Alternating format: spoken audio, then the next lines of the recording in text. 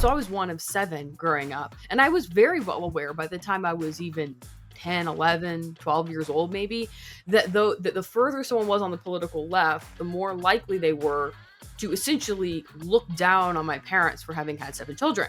And it always Mhm. made me, I would always, think, wow, which one of us like do you wish hadn't made it out? I am a husband, a father, a lawyer, a Christian, and a proud Canadian. I started this series because it was clear that our nation needs truth. Not just another biased narrative, but real information of substance. We need access to facts and the freedom to think for ourselves. I'm Leighton Gray, and this is Gray Matter. Hello, everyone. Welcome to another episode of Gray Matter. As you know, one of the things we like to do on our program is to feature talented authors, especially Christian ones. And so we have quite a treat for you today. Leslie Corbly is going to be with us. She's not only an author and a poet, but also something of a policy analyst. And so we're looking forward to talking with her about her book and also some of the other things that she tends to write about and comment on. So Leslie, welcome to the show today. It's great to have you on Gray Matter. Thanks so much for having me. So before we introduce you properly and tell everybody how very qualified and accomplished you are, as we always do, we have a few framing aphorisms. And these are based on my research of some of your writings and things that you're doing. The first is from Dietrich Bonhoeffer, who's a person who I talk about a lot on this program because I'm a Lutheran, if for no other good reason. He said, God's truth judges created things out of love, and Satan's truth judges them out of envy and hatred. Next, from Martin Heidegger, who's somebody that our guest has written about somewhat, who said many things, a very quotable person, but he said language is the house of the truth of being. And finally, from Donald Trump, who's someone that we're going to be talking a little bit about here on the program, who said the left-wing gender insanity being pushed at our children is an act of child abuse. Very simple. Here's my plan to stop the chemical, physical, and emotional mutilation of our youth. And we're going to be talking about some of the things that the president has already done to address the radical transgender ideology and its impact on our society, both in the United States and Canada. So who do we have on the show today? Well, Leslie Corbly. She is an author, a poet, and a lawyer. Her debut poetry collection, Silent Suffering, is our featured book today. It critiques the predicates of progressive postmodern beliefs by exploring the suffering of those who fall on the margins of the present era's culturally dominant moral philosophies. She holds a BA degree in journalism and a law degree from the University of Oklahoma College of Law. She writes broadly on cultural topics ranging from civil liberties to philosophy, theology, classical wisdom, and human dignity. So she's right in the wheelhouse for our show. She lives in Utah with her husband, Tim, and in her free time, she enjoys CrossFit, hiking, playing the piano, reading or discussing classical literature, history, philosophy, and theology. So Leslie, we want to talk about your book. But before we go there, I've got to get your take because you've been very outspoken about the transgender ideology. I watched an interview that you did on the Steve Gruber show talking about this case that was before the Supreme Court last year. And before we talk about what Donald Trump did with his executive orders, I wonder if you could talk a little bit about that case in the United States and its importance. Sure. So it's obviously fairly new for the Supreme Court to be delving into the transgender issue, just because the issue itself is fairly novel. So that case deals with puberty blockers. Tennessee has banned their use for certain. Obviously, the chemicals, drugs themselves can have other medical applications, but as it relates to transgender or allegedly transgender individuals, which is fascinating. Sorry, because there's that whole debate as to to what degree should you actually call a child, transgender. But yeah, so they banned their medical uses in certain cases. And so that is now the Supreme Court. You had those who are litigating the issue are claiming that that is a violation of the transgender individual's rights. Mm-hmm. I listened to some of the submissions or excerpts from them before the court. And frankly, I didn't find the position of the side supporting providing transgender affirmative care, very persuasive. In fact, I found some of the oratory rather ridiculous, and they really got exposed there, didn't they? The absurdity of that position really got exposed in terms of, listen, we're both lawyers, having been in court. When somebody's sort of, not being very, very cogent or persuasive in their arguments, it's pretty obvious. And I got that impression that the Supreme Court really wasn't buying this. Do you Uh, get the same impression? I do, and I think that there's fairly obvious reasons for that. So the major case that was on the radar as far as transgender rights go prior to this was one related to interpretation of, I believe it was Title 9? I don't want to Yeah. like misquote that, but hmm I think but Title yeah, IX was the one about men invading female yeah, that's what spaces, well, this including, was yeah, an including well, this sports. was Yeah. a civil rights statute is what I mean. Yeah. It was how do you interpret it and to what degree does I believe it was a term on the basis of sex involve things of sexual orientation and gender identity. So that was that case, which is separate from what's going on now. This one hmm is, I think, they're really struggling because you take a step back and look at it, medical care is heavily regulated in the U.S. By every hmm state and the federal government. And so the degree to which a drug is available for a specific use depends on the circumstance. It's not like doctors can't just take drugs and hand them out as they see fit. hmm So at the end of the day, I think Tennessee's ban is pretty strong. Like they have a strong legal foundation for creating that law. Whether or not the hmm plaintiffs like it or not, I suppose is a different matter. But yeah, I don't think they have a particularly persuasive argument before the Yeah. court. There For the seems to be a paucity of evidence that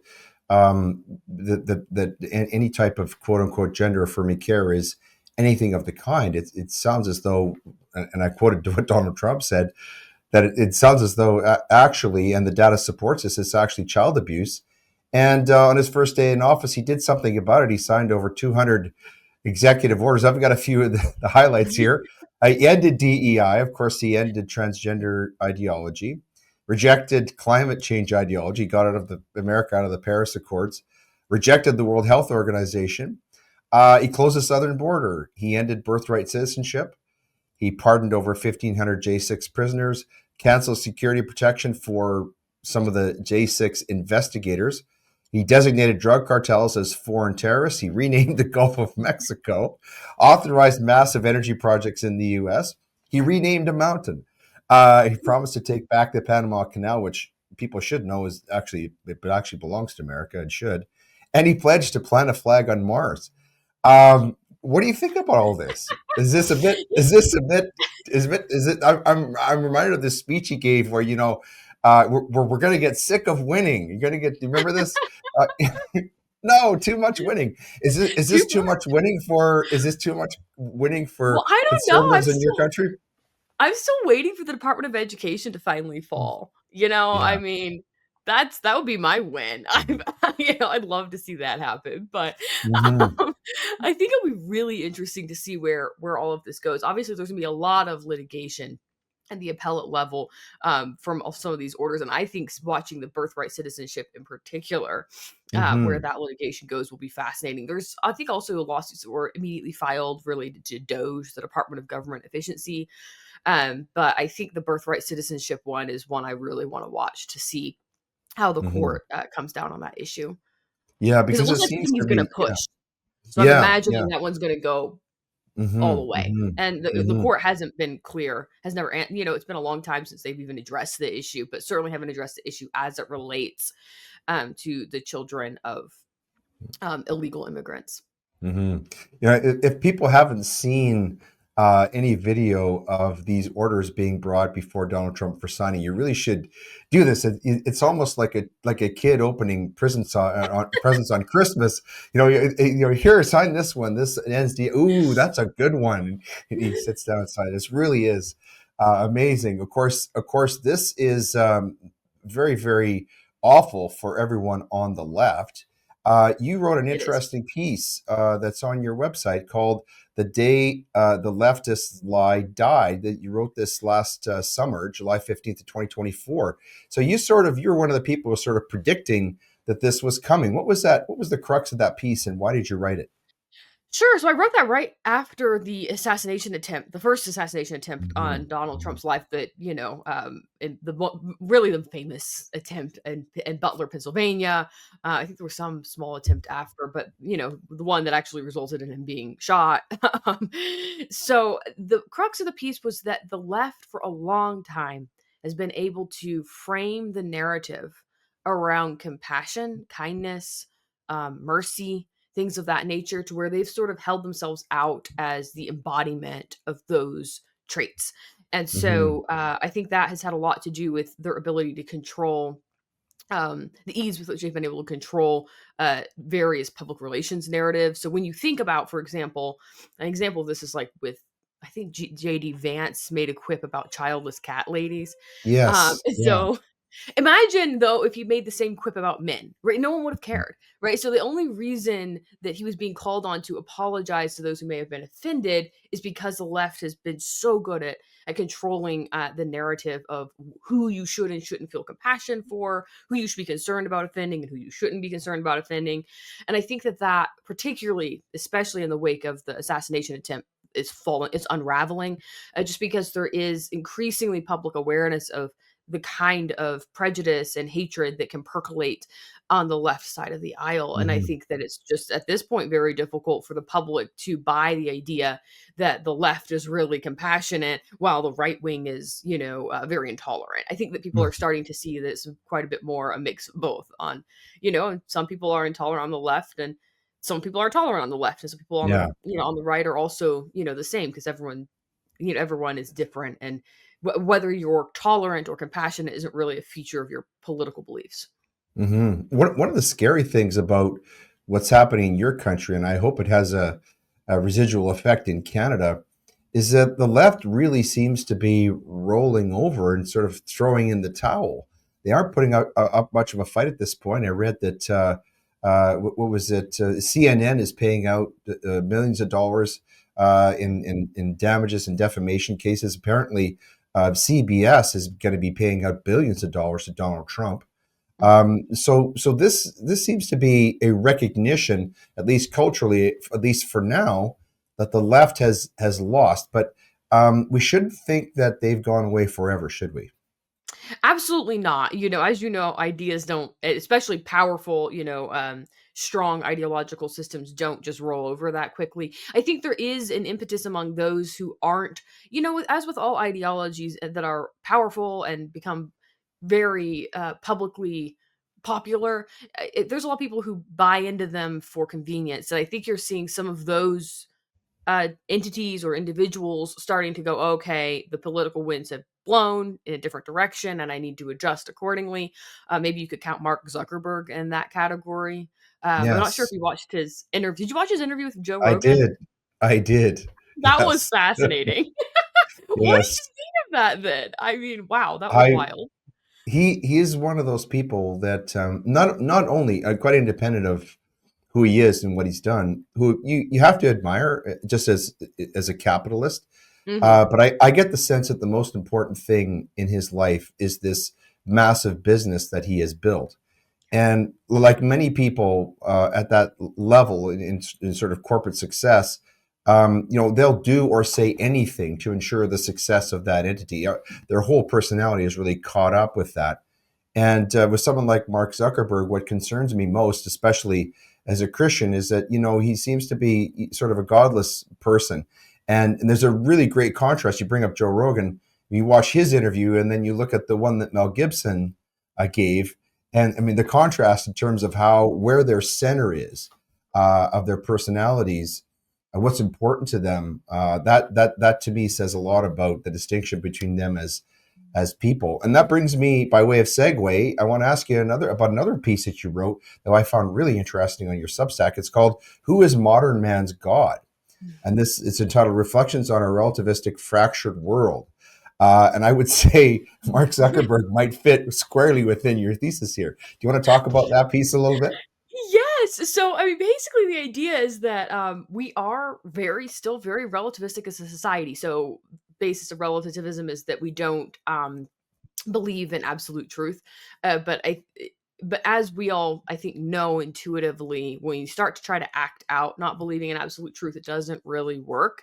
So I think right now we're in a space of they're sort of you pick up what absolute truth is almost by like this weird form of cultural osmosis. So the ideas that are really popular in culturally important spaces are the ones that people tend to look to. Right. So Mhm. there's just really no such thing as living out an ethic or belief. There's no absolute truth. So we Right. end up not really knowing, I think, always what we worship in culture right now, Mhm. or it comes by way of convenience. Right. What has the most costly beliefs may end up being sidelined because they're not convenient. So I think that's kind of more or less how people think right now. If you're Mhm. in a more secular space, I don't think that there's a Mhm. lot of understanding of why of what is most important and why Mhm. that those values take primacy. Mhm. Mhm. And hence your writing, that this is what you write about a lot, isn't it? And so Yes. let's talk a little bit about your book, Yeah. Silent Suffering. The description here is each epoch of history brings stories of pain, triumph, oppression, freedom, purpose, suffering, grief, and joy. How true. And your book explores the depths of the human experience through an exploration of the present moment, a time in which postmodern progressive ideas reign as the societal benchmark for goodness, which you just talked about, goodness, justice, beauty, and ironically, truth. And so this book is described as a poetic critique of progressive values and invites readers to doubt progressive dogma by critiquing the foundations of the progressive approach to morality and justice. So I want to start with poetry because I'm an English major. I did an honors thesis in Shakespeare once upon a time, so I What? love poetry. Oh yeah, I'm big into That's poetry. fantastic. So I want to hear all about about your life as a poet. What is it about poetry that draws you to it? And why do you use that as one of the media in which you write? Why do you love poetry? Sure. So, to be completely honest, this is probably the most shocking aspect of of the written journey I'm on. So I'm publishing another book this year that's nonfiction, and that had been the book I Oh, had great. planned yeah, I had planned on that being the debut book I wrote. Um, Mm, but and so I come from a background of like both my parents, for example, were mathematicians. really? So there was not yes, they were both had masters in mathematics. So my mom got her master's in math. That would have been in like the early 70s, I want to say, late 60s, early 70s. At any rate, at a time when there was very few women in the department. So needless Hmm. to say, it was math that was heavily emphasized. It was homeschooled. So math was heavily, heavily emphasized growing up. I had to read literature, of course, and I enjoyed it. But one of the things that always was harder for me with poetry was it focused so much on the five senses. And Hmm. I've always been more analytical. And so one of the things I wanted to do was to bring sort of these ideas that are, I think, often sidelined in spaces that are in any way, shape, or form artistic or literary, because that's generally a left wing or a left leaning sort of space. And so the Hmm. goal was to find a way to bring other ideas into the fold and to have a little bit more viewpoint diversity as it related to our artistic endeavors. And so what I did is I took I call it analytic poetry. And so it focuses heavily more on stimulus of the mind rather than the five Hmm. senses. So think blending philosophy, history, and theology Right. rather than focusing heavily on a bodily experience, which there's nothing wrong with, by the way, with, poetry that focuses more on the senses. It just isn't something I initially connect with as much. And I kind of Hmm. wondered, maybe there's other people who connect better, with ideas that are poetry that's more based on uh, abstract ideas rather than the physical. And so I started to go to coffee shops and bars in the Salt Lake area, which is near where I live because I'm in the Salt Lake Valley, and started to just perform them once a week. And I had no idea at the time, by the way, that I was going to put this into a collection. I was just having a good time. I was just write a poem on Friday, and then I would go to a coffee shop or a bar the next day or the next week and perform it there. And so Wow. by the end of it, though I had so many, I went, well, you know what? Maybe I should throw this into a collection, see what theme. I'm sure there's some kind of a theme that's emerged over time and in kind of a natural way. And so honestly, I look back on it. That was in the 2023 was when I was writing the poems because then I signed the contract to publish and then it came out last. last spring, so it's been almost out for almost a year. Yeah, it was a lot of fun, and I really enjoyed it. And I really enjoyed it as well because the kind of people who would come up and talk to me about the poems tended to be the kind of people who said they'd never really engaged with the poetic format before, and that Hmm. was one of the intentions. So I think that went really well. Hmm. I would think one of the aspects of poetry as a mathematical person that you would really be drawn to would be the concept of meter. Uh, Yes, yeah. So, and I think that probably comes through in your writing. Of course, any good writing has a sort of rhythm to it anyway, doesn't it? it does, Um, but I especially struggle to delve into free verse poetry. yeah, Again, I mean, all these mediums are enjoyable. I'm sure there's yeah, superb poetry, that is free verse, but I struggle with that because mostly because I just sort of tend to get lost and go, okay, I'm not really sure exactly what I'm supposed to be taking from this poem, which I'm sure some would view as you're not supposed to, you're not supposed to be told what to take from a poem. But I think there's a distinct difference from reading free verse than to say reading Robert Frost or some of the other poets that do use meter. So I use meter and rhyme, but I'm not I didn't stay in the confines of classical poetry, if that makes sense. right. I didn't go Hmm. quite that structured. Well, I mean, that's great. I mean, one of the great things about poetry is it invites experimentation, much like music, right? In fact, I Yes. mean, there's a very close relationship between music and poetry. Anyway, music can be poetic and poetry can be musical. And of course, what is music but a mathematical language? So very interesting. But the subject matter of your book, I'm curious to know, silent suffering. Um, were you writing a lot of these poems, a lot of the content of this book during sort of the COVID period? Was that part of the muse behind this, or is there something else that you found as inspiration for the writing of these poems? A few of them, there's about maybe 2 to 3 poems that I did write during COVID that because there's only 2 to 3 poems that weren't written in the year 2023, and the Okay. beginning of the book, there's a series of fairly shorter poems, Hmm. that are there, and there's 2 to 3 that were written during COVID. I think that was when I definitely started engaging more with poetry just on my own. That Hmm. was when I started writing myself. So I guess in a way it came from that, but, um, as far as as far as what I was writing in 2023, it really had more to do with thinking deeply about how the left is able to control these ideas of compassion by virtue of that they've been able historically. Again, I think this is kind of going by the wayside or at the very least being challenged, but have historically been able to essentially monopolize the definition of pain. And I Hmm. think that Hmm. that's really important because when you're able to define pain, you're able, by virtue of that, to define who society should have compassion for and who they shouldn't. Right. And that's where, going back to that idea of relativism, that's where it becomes incredibly powerful because if you're able to define pain, you're able to define what harm means. And Right. that's one of those things you have to understand in order to understand what's abuse, um, and who should we be compassionate towards, who we shouldn't be compassionate towards. Because if you haven't harmed someone, there's no reason to feel for them, Hmm. right? So, Hmm. so when you define pain, it's almost like an indirect way of defining empathy and love. Right. And And of that course, I really yeah, started to yeah. think, they've been able to do that, and it's a very Hmm.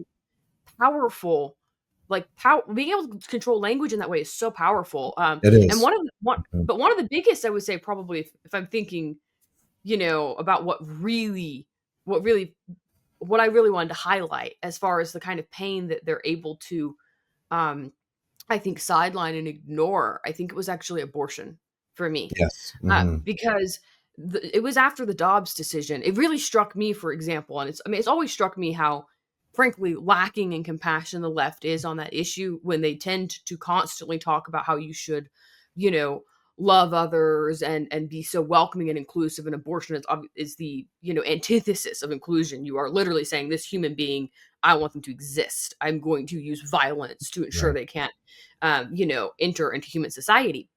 And so there's always been that tension, I think, for me, of like that's incredibly hypocritical. But it was after Dobbs that it really hit me because um there are now, I think it was like maybe not long after Dobbs, researchers said there was at least 30,000 additional births because abortion centers closed, so on and so forth.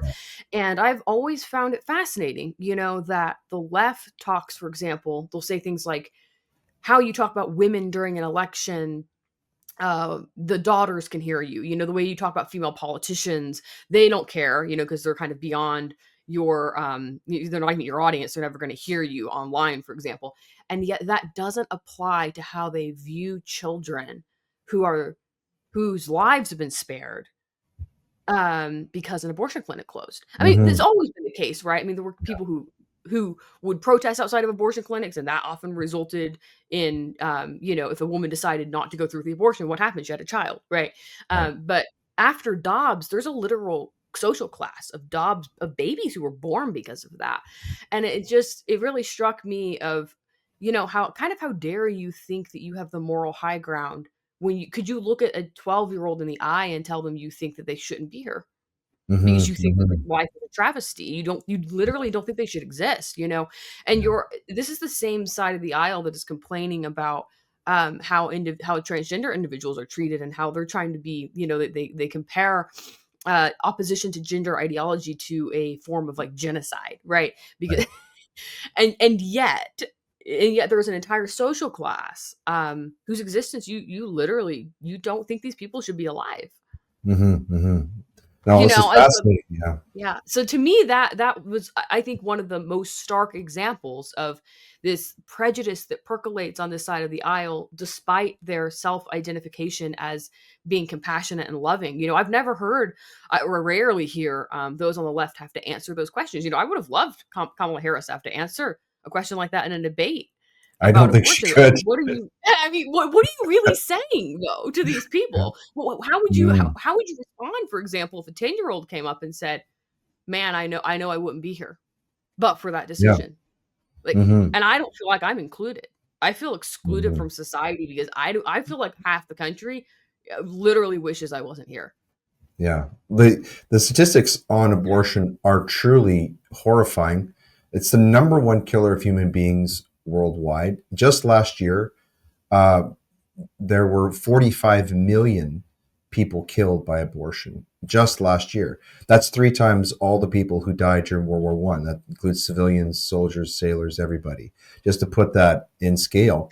And talking about the empathy of the left, one example, there was a lady, I won't say her name, but you'll know who I'm talking about, who was the head of Planned Parenthood for many years. She was Yeah. 67 years old, and sadly, she died of brain cancer.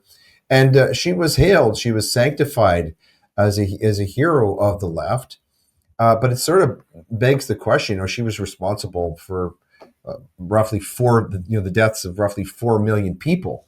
And but sort of begs the question: if a child's life isn't meaningful, then life isn't meaningful. Then why are we glorifying the life of someone who lived to be 67 years of age? Sort of, if either all life is meaningful and of value, or none of it is, right? Yes, and I think that's where, frankly, I think that's where the left is going to continue to run into issues because as much as they may want to hide and dismiss it, the reality is you cannot have one of your fundamental moral principles, which is of the modern left, true. There's a few dissenters, sure. There's like progressive anti-abortion uprising, PAAU, for example, that's very progressive and left wing, but also anti-abortion. That's still very uncommon.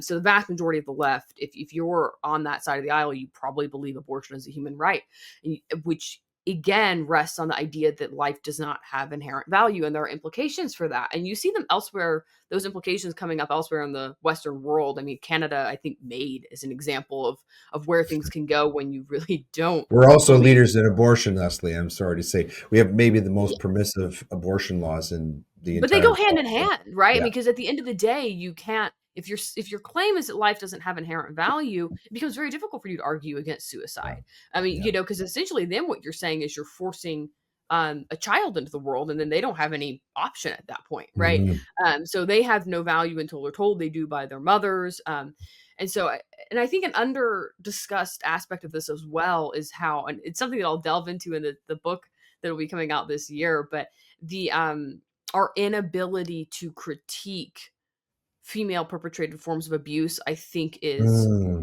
Mm. I think abortion is the biggest example of that, frankly, Yeah. because it is the Yeah. I bet that's the most common form of female perpetrated Mm. violence, and that's Mhm. what it is. Yeah.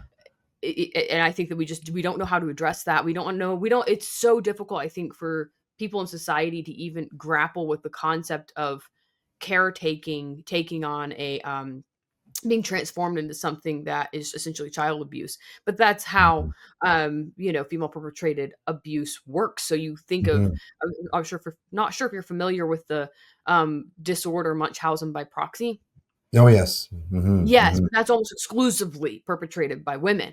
And when Yes. you blur the lines between caretaking and abuse, that's sort of the intersection of female perpetrated violence, and that's what Munchausen Mhm. by proxy does. That's what calling abortion healthcare does. I Yes. mean, these are what you're doing is you're taking what is in nature a symbiotic relationship, right? Where what Mhm. harms the mother should harm the child and what helps the mother should help the child. That's how, I mean, mother child relationships, particularly when in utero and when children are very little, are so interconnected. Yes. And when you take that and you decide, actually, it's a power dynamic. It's the Mhm. mother has power over the child and can do as the child as she with the child as she pleases. You're sort of violating the rules of nature, in my view, in a way, because Mhm. that's Mhm. simply not how the relationship is designed to be. Mhm. So Mhm. you take even examples of when people want to talk about exceptions, for example, to abortion. Life of the mother, of course, is included in every pro-life law as an exception, and the reason being for that, what I just described, which is that if the mother's life is in danger, you're no longer dealing with I'm actively trying to harm a child, right? Right. You're dealing with a situation where you're going to have to make maybe tough decisions as to how to preserve life in that situation, Mhm. right? Mhm. And generally, if the mother is on death's door, it doesn't spell well for the child in utero because Mhm. that's how they can't sustain themselves otherwise. Yeah. So, Yeah. yeah, I think that there's a difficulty in society of really talking about female perpetrated forms of abuse because it Mhm. collides with caretaking and we view women as victims. And I think there's reasons for that. But I think at the end of the day, equality, the new frontier for equality in the US is going to involve understanding that all individuals, including those who may be perceived as victims, have an equal capacity for malevolence. And if we Mhm. don't understand that, we aren't really talking about equality. Yeah, this is an interesting topic. We had a guest on the program recently, an author named Edward Bartlett, and just to give you an example, a couple of examples of really surprising statistics. One is that 72% of infanticide is committed by mothers. Yep. And yet all we hear about is how, men are causing all the domestic abuse. And the highest incidence of domestic abuse is actually in lesbian couples. So this is sort of questioning a lot of the presumptions that the left has made about the patriarchy. And Well, the other thing that's really confusing about the left is they only seem to value life when it's the life of a criminal who's done something awful. They're very against capital punishment. No problem with abortion, no problem with basically government assisted self murder. But you said something earlier that was really fascinating. You said that the left has sort of co opted the concept of pain, and that yes. made me think of the left always goes to the places, the sacred places of Christianity and faith. And when I think of faith as a Christian, obviously I'm drawn to the cross, right? Because that's the ultimate example, the Mhm. ultimate pain, physical, spiritual, you know, the ultimate shaming. And so it's interesting, the left is always going, you talk about changing the words, but they're always trying to take over these concepts. And, thinking of something like abortion, um, on one view of the matter, it's a very selfish thing for a woman to do, sacrifice the life of a child.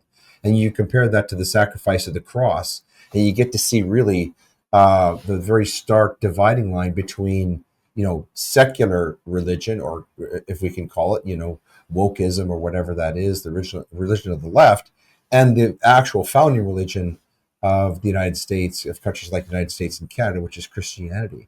It's an interesting contrast, isn't it? It is. And some commentators, I believe Peter Kreeft may be among them. He's a a philosophy professor out of Boston University. I'm not sure if he's still teaching, but Mhm. I read his book, The Unaborted Socrates, years and years ago when I was a kid, and absolutely loved it. What a great At title. any rate, yeah, I know, and it's a dial. I don't have you read any of his work? He's fantastic. He has an No, I entire haven't. series of just they're just dialogues. So they're written in dialogue format with maybe 2 to 3 speakers, and in this Just one, The like just Unborn like just Socrates. like Plato. Yeah, very fascinating. Yeah, Yeah. and yes, that's what yeah, and The Unborn Socrates is a dialogue between an abortionist and Socrates. So Oh, Socrates, if Socrates and an abortionist met, that it's them talking. So it's very fascinating. interesting. Wow. But Yeah, anyway, he referred I'll to have to check abortion this as out. he's fantastic. You would love his work. He referred to abortion, I believe, as the inversion of the Eucharist because it's Mm, saying someone else's body has to be sacrificed for you, right? right, right. You think of what Jesus said, Mhm, "This I do, just do in remembrance of me." Like I'm mhm, mhm. sacrificing myself for you is quite literally in the inversion of that. And I think Yeah. it's because people will talk about, for example, in the abortion debate, they'll say things like, "Well, abortions have always gone on. You can't get rid of them," so on and so forth. And to some degree, that's true. Abortion isn't like new to the 20th or 21st century. But I think what is new and what people often ignore is the concept of abortion as a sex-based human right. Mhm. Right. Yes. So the Yes. idea now isn't that we shouldn't prosecute a woman or and we shouldn't just be sympathetic to maybe the circumstances or the plight that might get a woman in a situation where she thinks the best option is to abort. Or even that we should allow this legally. It's that this is a fundamental human right that a woman Mhm, possesses by virtue of being a woman. mhm, mhm. And Okay. those are not the same. None of those are the same statement. It's that last one that this is a sex-based human right that I really zone in on because what that does to you can't boundary what that does to mother-child relationships to just in utero. I Right, mean, you can think that for the only victims of abortion are, for example, are the ones that die, that are dead from it. But right. the reality is, it actually fundamentally alters the mother-child relationship, and that impacts all Mhm, children. Because mhm, again, the contention to children, what you're essentially implicitly teaching them is you don't have value. Your value is entirely bound up in this other person's opinion mhm. of you. Yeah. And if she Yeah. didn't give you value, you didn't have it. And so I've always found it fascinating, for example, that those on the left critique the Christian religion as having a this hateful God who condemns Yes. people to hell, and he kills innocent women and children in the Old Testament, and he sends people to the fiery pit, and all these critiques of God in that way. But there aren't similar critiques of women, because when you think about, again, what is it saying?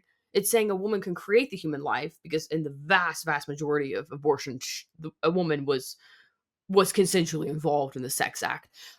So she can Mm, create and destroy the human life on a whim, no questions asked. yeah. Yeah. And it's bizarre when you think about it that you're saying someone has that right, because that's frankly a godlike form of authority. That's Mhm, an immense amount of power. mhm. Um, and I think that it fundamentally alters, again, what you're telling children is your mother defines your worth. You don't have inherent dignity. You have Right. dignity that's conditional. And if Mhm. she didn't give it to you, simply don't have it in the same way. And you can think that just occurs in utero, but it simply doesn't. I mean, there's just no way to chop up relationships like that in neat little Mhm. categories. Right. And you talk about in some of your writing the importance of language, how the left is sort of taking this language. One of the things that lawyers on the left have been doing is translating things like trans rights or women's rights into human rights. People, in fact, this is a Yeah, slogan: trans rights are human rights. And really, this all equates to what they call social justice versus the biblical concept, the Western cultural concept of justice, which is based upon things like, I don't know, reality, truth. And I wrote about this in a piece that I did. Where I was talking about the famous example in the Old Testament where a wise King Solomon has the two women before him who are fighting over a baby. And of course, we have the situational irony where we know who's right and who's wrong. But I did yeah, an analysis of that case which is the application of biblical wisdom, of God's wisdom, where the proper mother gets the baby. But if you applied social justice rules, the left's rules, the other woman would have gotten the baby because she's the greater victim. Her Yes. child her child has died, right? And so she's higher on the victimhood scale. So applying social justice, Solomon would have had to give her the baby. It really is bizarre, isn't it? The left think is really so bizarre. It is. It leads to a lot of warped outcomes, I think, in the moral realm in particular. Hmm. And I just think one of the ones that's most ignored, like, is the reality of what it tells children. I mean, Hmm. children are the only group that you can kind of routinely speak really ill of in America, right? Yeah. I mean, you think about what people can say Maybe about having middle-aged children. white guys, maybe. We're getting a lot Maybe. of flack But, too. like, I mean, it's rather bizarre when you think about it, you know? And that's why I Hmm. found it so odd that people were offended by JD Vance's quip about childless cat ladies. Because 'cause I'm going, like, come on, it was clearly there was a larger point at hand, but it was clearly intended as sort of tongue in cheek, like, "I'm poking fun at you." Hmm. Um, and it's again, it's not as if would have mattered if he had said something akin to that about men. And I just found it odd because I was one of 7 growing up, and I was very well aware by the time I was even 10, 11, 12 years old maybe, that the further someone was on the political left, the more likely they were to essentially look down on my parents for having had 7 children. And it always Hmm. made me, I would always, think, "Wow, which one of us, like, do you wish hadn't made it out?" Like, Hmm. Hmm. like, which one of us do you, like, wish had, like, gotten killed or hadn't been conceived? Like, so the idea that there's a strand of anti-child rhetoric on the left, I think is just so kind of obvious, that so it was bizarre to me that that was being um questioned, right? Like, oh my Hmm. goodness, like, because you can say so many negative things about children in left wing spaces, about having them, about how they're a pain, they're often viewed as a burden. Yeah. Pregnancy is sort of pathologized in a lot of progressive spaces, and yet he says something that seems so self evidently true. And we're supposed to kind of cower and go, "Oh my gosh, we didn't mean to offend anyone." Like, well, of course, not every progressive is like that, for goodness sake. But not every Christian is involved in purity culture, and yet that's critique because it's Hmm. it's okay to recognize there's cultural thing dynamics at play in any given cultural setting that you can criticize, right, without saying Hmm. every single person who you know um, may hold these values doesn't like children, right? And Hmm. that's obviously reductionist, but yeah, Hmm. I think it's very obvious that there's an anti-child bent in the left. Hmm. And I think that comes, like we've been talking about, from this idea that they fundamentally don't believe that life has inherent meaning. And when you don't believe life has inherent meaning, it becomes better, more moral to do things like what they do. And I think it's some of the Nordic countries where Down syndrome is, they praise it as being eradicated. It's not eradicated. It's snuffed out in Exterminated. utero, and Yeah. then Yeah. children are killed. Like, that's how that goes down. Mm. It's not pleasant to think about. When you really think about what they're doing to eradicate Down syndrome, it's not exactly compassionate. Hmm. It's Hmm. pretty Yeah. horrific. Yeah. So yeah. Well, it's sort of contrasting the concept of human beings as a clump of cells, which is one of the ways the left describes, an unborn child, and being made in the image of God, the Imago Dei. There's a really a notion of difference there, isn't it, in terms of looking at human beings and their intrinsic value. But I want to ask you a couple of questions about what's happening in America right now. Sure. I started off talking about those executive orders and joking about them, but they're not a joke. There's something really remarkable happening in your country right now, and indeed, it seems to be having impacts around the world, including in Canada. There seems to be an ebullient sense in the United States that Donald Trump talked about in his 2 inauguration speeches. This idea that go forth and and prosper. We're going to take on. I think he said new territories. We're going to plant a flag on Mars.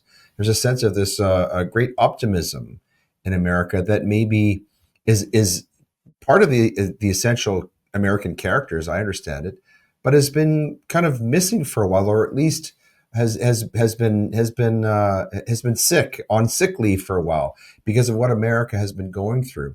I'm curious to know, culturally looking at the United States, is it an oversimplification to say that America's rejection of the Biden administration or the Harris administration, whatever you want to call it, through the November election, is a turning away from all the stuff that we've been talking about? Is that an oversimplification?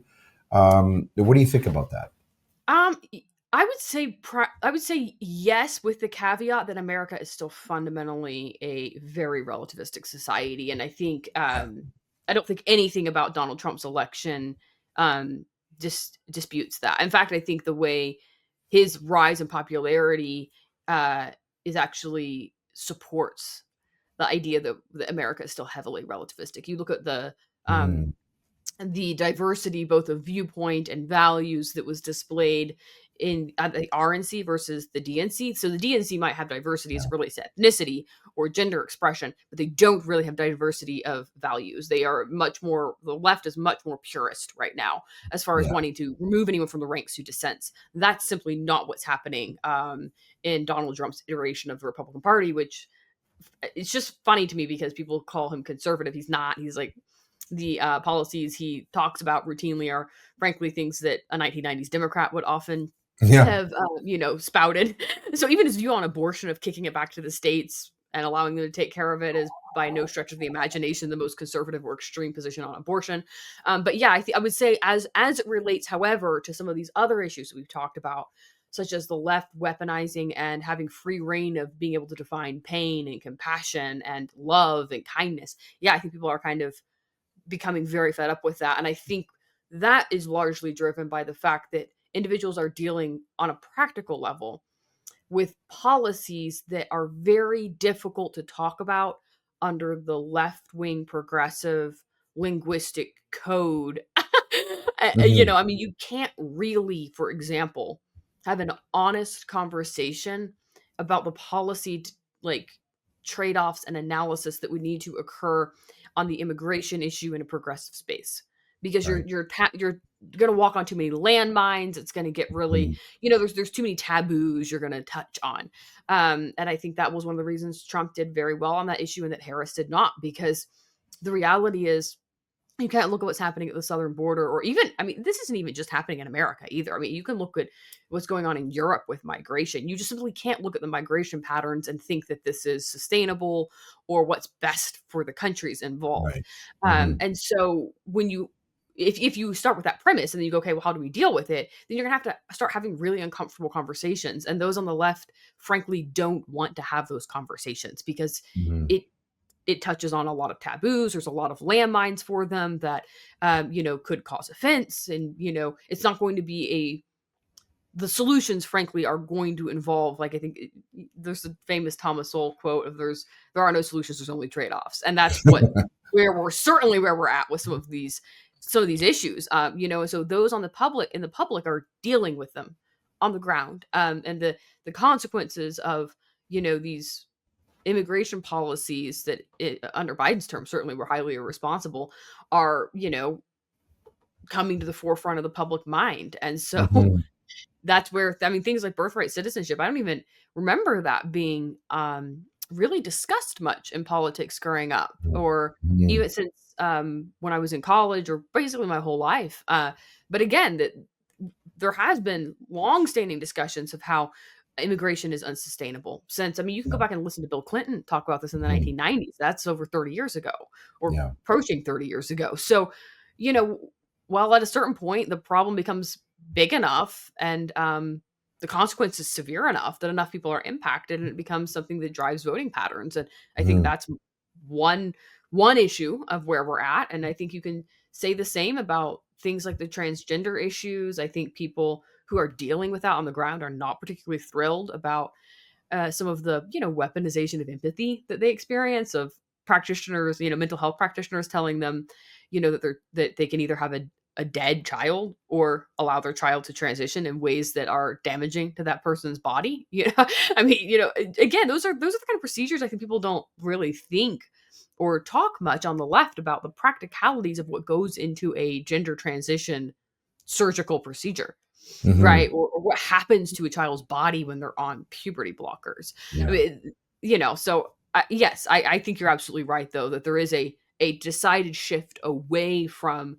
I think the shift is away from left wing framing, and Hmm. we're going to move into a cultural time period, a political time period where it's much more difficult for those on the progressive left wing side to dominate the narrative by, calling their opposition pejorative names. I think Yes. that's Yeah. not going to Yeah. work anymore. One of the things that I noticed as a Canadian watching, for example, just watching, the Trump rallies, or even watching the inauguration ceremonies where there's prayer. Donald Trump said in his inauguration speech that he believes that he was miraculously spared by God, in order to make America great again. So whether it's a sincere concept of Christianity or cultural Christianity, um, in America, publicly, political leaders are talking about God. This is something that does not happen in Canada anymore. God has been banished. No political leader ever talks about God publicly. In fact, every November 11th, we have a Remembrance Day ceremony that goes all the way back to, of course, the armistice of World War One. And the Trudeau government has banned prayer at those services, if you can believe it. It has banned Christian prayer. So my question is this: there's something about MAGA that makes it more than just a political slogan, the way it was for Ronald Reagan. And is Christianity, is faith part of that mixture, and which makes it so powerful? What do you think about that? I think faith is certainly part of it. There are various factions, it seems like, with inside the MAGA movement. It's been very fascinating to watch over the past, like, what is it now, almost a decade of this Hmm. movement having taken off steam. So I Hmm. think faith is one of them. There's certainly a seat at the table for those who are religious in a way there simply isn't on the left, and frankly, in a way that there likely wasn't in maybe the more establishment old school Republican Party, that I think they did play that game of wanting to curry favor with progressives. So one of the, I think, ways progressives were able to be so culturally dominant so long was that people cared about currying favor with their perspective, right? Hmm. So I think that was definitely a piece of it. But I think the Make American, was it Maha movement aspect of it is also critical. I was Hmm. fascinated to see what happened when RFK Jr. endorsed Trump, and I think Right. that's another point of contention for the left in the sense of talking about how they've managed to define pain and the healthcare crisis in America in relation to just how many chronic illnesses there are in this nation, how many people face that and deal with sustained years of just chronic illness with no it being very difficult to find a root cause, for example, is something that really isn't talked about much on the left. So I think that's another seems to be another faction of the MAGA movement. But I do think that regardless of whether you're maybe a more Maha traditional, Donald Trump supporter that was kind of, there from the very beginning, because he's been able to peel off all these different um, special interests that maybe once voted more heavily Democrat, and he's been able to bring them into his fold. But I don't think that those in the MAGA movement, even if they're not religious, I don't think that they have the same aversion to religion or Hmm. displays of religious devotion. And I think Hmm. that that's Hmm. very important, right? Because he again has cobbled together what frankly is a very relativistic looking movement, and yet there is prayer involved, right? There are you know public displays of religious conviction. And I just don't think most people in that movement are particularly concerned with that in the way that they would be maybe on the left. And he even had, who was it, Harmeet Dillon of the Dillon Law Group, who Right. gave her, a display of religious devotion that was not Christian. So I think Yeah. there's still a lot of relativism baked into this, but I think what seems to really be driving the movement is frankly kind of the theme of some of the poetry of my poetry collection, which is that people who feel like they've been silenced and have Yeah. had no voice in society and have been told that they need to be sidelined, that they have privilege, that whatever whatever it is that they feel like has forced them into living life almost as if their interests don't matter, right? Hmm. Hmm. So there's an entire discourse around some of these issues that is happening, even again elsewhere in the West. You look at, I think it's was it Gad Sad who wrote The Yes. Parasitic Mind, and doesn't he have Yes. something on Great book. suicidal empathy Yeah. coming out? Great book. Hmm. Yeah. Hmm. Yeah. Yeah, so this Um, idea that your sideline your interests because your interests don't matter and you need to sacrifice your interests for, those who've been historically marginalized, for example, and yeah. then those who may dissent from that, who Hmm. belong to people groups perceived as marginalized, go, well, there's actually viewpoint diversity within these demographics. It's not like, being a woman means you're pro-abortion or being African American means you're pro DEI, right? So there's been a Yeah. lot of, I think, oversimplification on the left as to those issues, but I don't disagree with you that there is a somewhat of a seismic shift going on. Even just Mhm. looking at the executive orders that Trump announced, didn't I think he revoked affirmative action, for example. That's been around Yes. since like Lyndon Johnson. Yeah. That's Yeah. huge. I mean, these are Yeah. these are things that would have been so far outside the Overton window in 2010. I mean, they wouldn't even been Yeah. within the realm of something you could discuss publicly, right? That's something you Mhm. might Mhm. say, in your house alone. Right. Right. So Depending on this, who's listening. Yeah. yes, with no cameras or Yeah. video recording of any kind. Yeah. So, folks, we've been talking with Leslie Corbly. She is a lawyer, a poet, and an author. And she's written a really interesting new book called Silent Suffering. It's featured on our reading list today. She's been talking about it and also some other topics. Turning to our reading list, we're adding your book, Leslie, to our reading list, but also another book that you commented upon. And I noticed that you had written one of your poems about Dietrich Bonhoeffer. And you also did a sort of a commentary on a book by Nick Beil called Dietrich Yeah. Bonhoeffer's Christological Reinterpretation of Heidegger.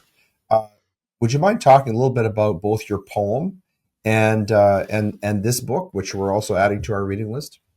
Sure. So as to the poem, I was really inspired to write that. Well, because I love Dietrich Bonhoeffer, and it was the anniversary of his death around April 9th.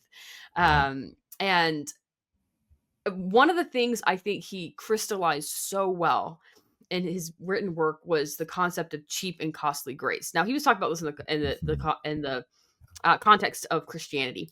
So cheap Mhm. grace being what he would say is the grace you bestow on yourself. Oh well, Christ's work on the cross redeems us and all sins are forgiven. So sin a little that, why sin a little when you can sin a lot and it's going to be forgiven either way. So sort of the concept of grace is like a get out of jail free card. You can do what you want. The grace of Christ will cover you either way. So Yeah. sort of cheapens it. It views it as something that is about you, not about the sacrifice on the Mhm. cross. And then Mhm. costly grace is, of course, understanding your sin nature and that Mhm. without God's grace, you can't really even act well. Mhm. Right. So kind of understanding that you constantly need to go back to the cross, not to go, oh my gosh, I did something wrong. I now need forgiveness so I can go do the next wrong thing and then feel okay doing evil. But rather understanding that it's a posture of you're dying to your flesh so that you're being renewed and sanctified in Christ, so that you are Right. becoming a better person, right? So that you're Mhm. actually Mhm. walking out your faith. And so that's where the whole concept of the poem came from. But what I did though, interestingly enough, is I took that idea and I applied it to sort of where we're at in our secular, more progressive world, where I actually think that there's similar dynamics to cheapen costly and cheap grace that go on in culture today, right? Oh, So I think yes. cheap grace is actually what progressives like. That's right. Where they constantly say, "Who are you to Mhm. Mhm. judge? Don't you talk about forgiveness in this religion?" So they almost like idolize the cheap grace. It's costly Mhm. grace that I think quite a bit more difficult for them to grapple with. Yeah. Um, and so I kind of like infuse some of our cultural issues into the poetry as well. And then as to the Nick Bile book. That was such a fantastic book to review because one of the things that really drew me to Bonhoeffer's work. So I encountered Bonhoeffer when I was still so I wasn't a Christian growing up. I grew up, in church, and we were brought to church and whatnot, but I wasn't myself a believer until I was about 18.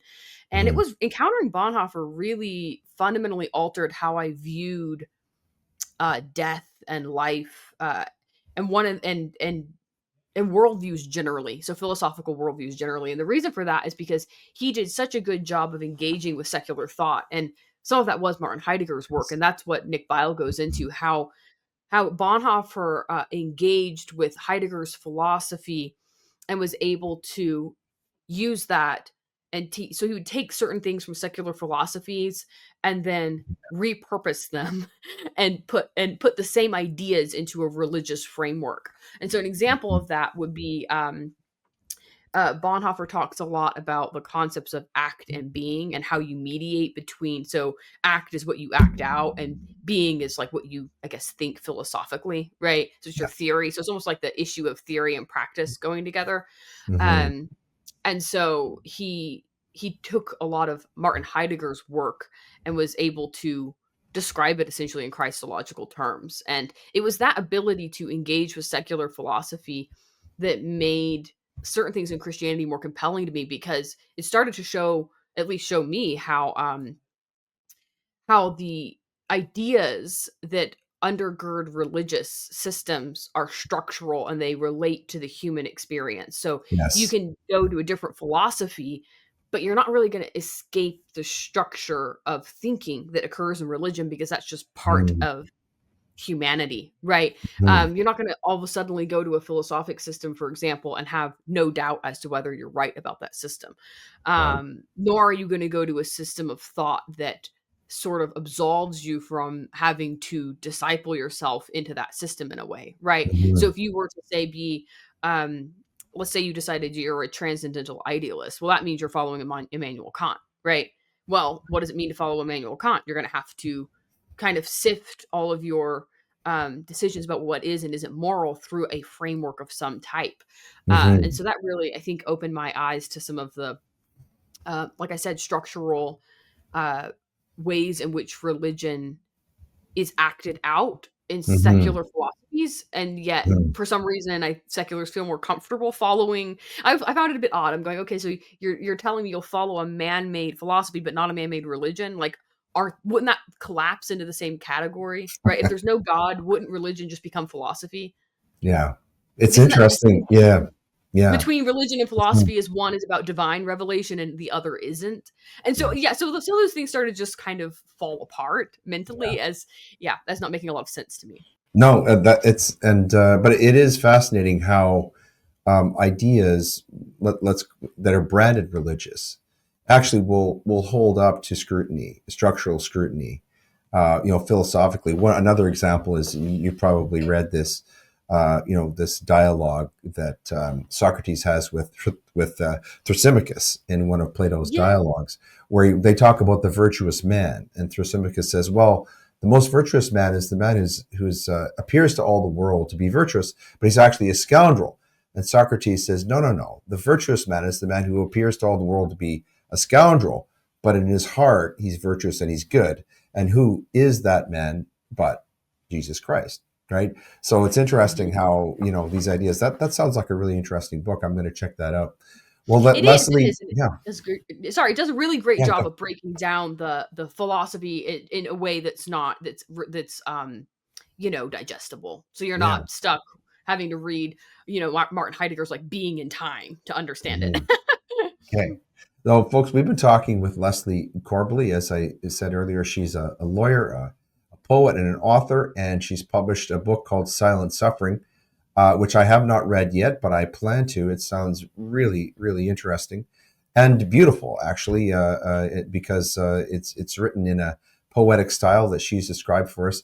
Leslie, I want to thank you so much for being with us today and for sharing this time with us to tell it for telling us about not only about your book and why you wrote it and what you're doing, but also for sharing your thoughts on some of these other things that are happening culturally and politically that are of interest to so many of our viewers and listeners. I want to wish you tremendous success with this book. I hope it's a bestseller, and hope that you'll come back again sometime in the future to talk about your next book that you're writing right now. Absolutely, I'd love to come back on. Thanks so much for having me. It's been a pleasure to chat, and yeah, I hope to be back. Thank you.